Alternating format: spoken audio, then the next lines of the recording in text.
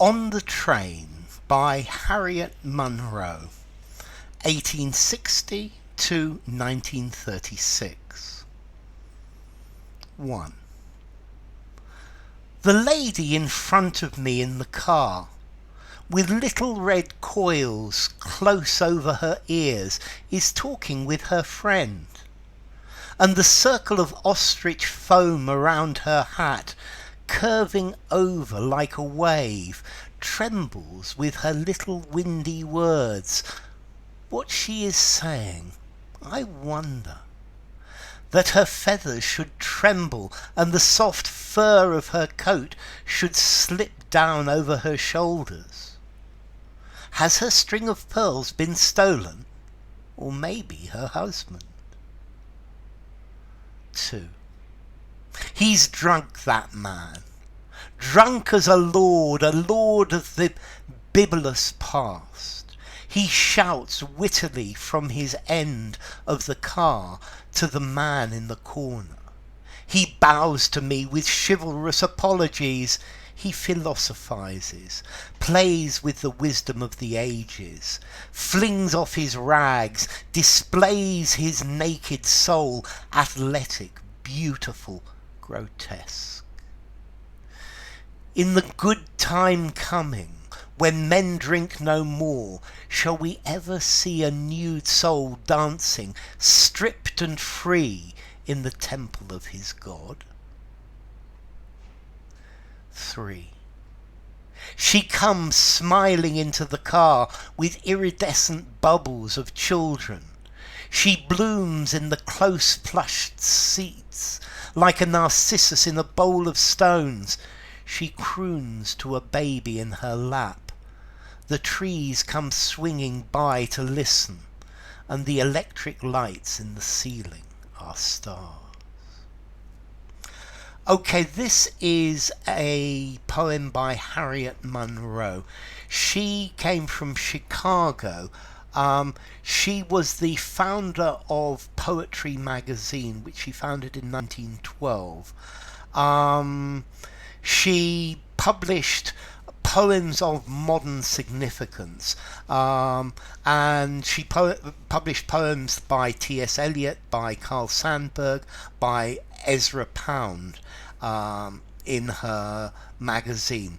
As a poet, she was influenced by the 19th century poets, but evolved with the modernist movement.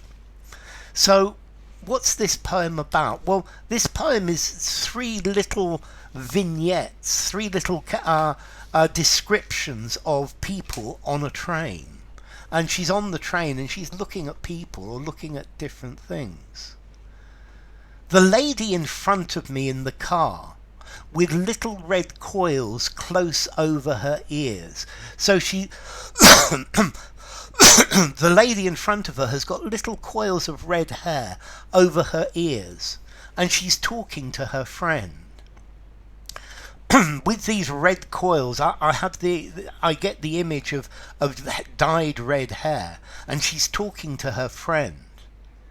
And the circle of ostrich foam around her hat, curving over like a wave, trembles with her little windy words.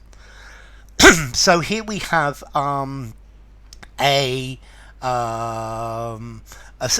simile where she's got, clearly this woman with the red curls has a hat with ostrich feathers, with a foam of ostrich feathers, yeah, like the foam of a wave, and it's curling over her hat, and this these feathers, they tremble each time she talks with her friend, because she's got little windy words. So it's like the waves are being blown by the wind.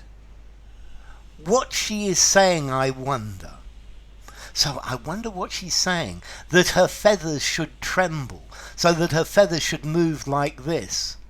And the soft fur of her coat should slip down over her shoulders. So clearly this woman is wearing a fur coat, but it's coming down over her shoulders. And then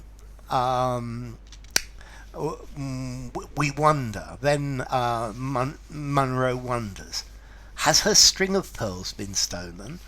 Or maybe her husband?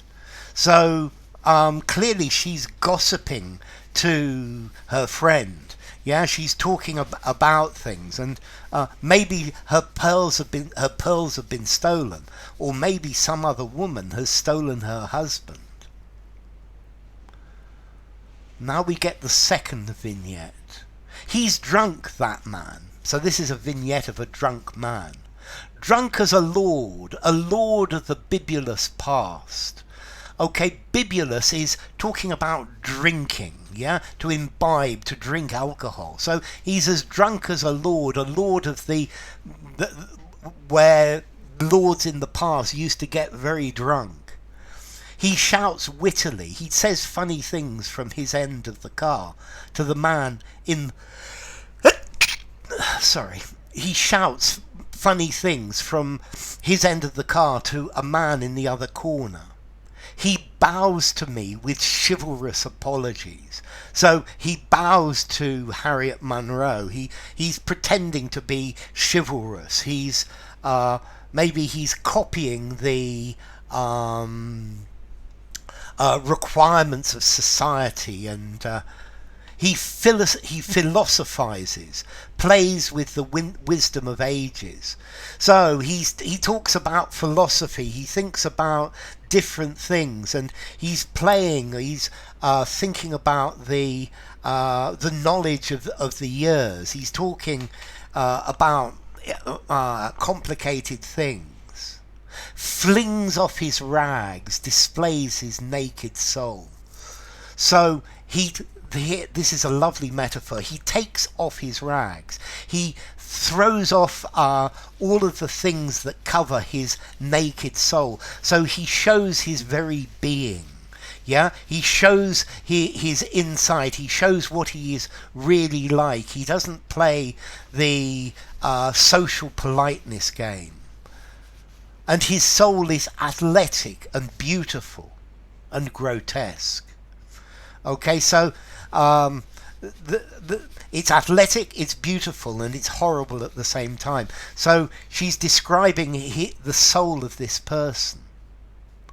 In the good time coming, when men drink no more. So in the good time coming, the good times will come in the good future, because the future is always better. When there are no alcoholics, when people don't drink too much. Shall we ever see a nude soul dancing, stripped and free, in the temple of his God? So when people stop drinking and everything is perfect, I think maybe this is talking about prohibition. Will we ever see somebody open their soul to show their soul, stripped, to take off their clothes and free in the temple of his God? So will anyone bare their soul like this? Will we ever see something like this again? And then the third vignette. The third vignette is a mother with children. She comes smiling into the car with iridescent bubbles of children. So this is a mother, and I think she's got various children with her who are iridescent. They're shining with coloured bubbles. She blooms in the close plush seats. Okay, so she's flowering in these comfortable seats like a narcissus in a bowl of stone. So like a beautiful flower in a flower pot, with stones in it. So she looks like a flower. She looks beautiful because Narcissus was beauty. She croons to a baby in her lap. She sings slowly to this baby in her lap. The trees come swinging by to listen. So I think the trees are the other children. They come by to listen to her song. And the electric lights in the ceiling are the stars. So it's night, and the other children are the trees, and the lights in the railway car are the stars. And this is a description of a mother, of motherhood, this mother and her children coming in. So enough. If you enjoyed the video, give it a rating, subscribe to my channel, and I will see you soon. Bye for now. On the Train by Harriet Monroe.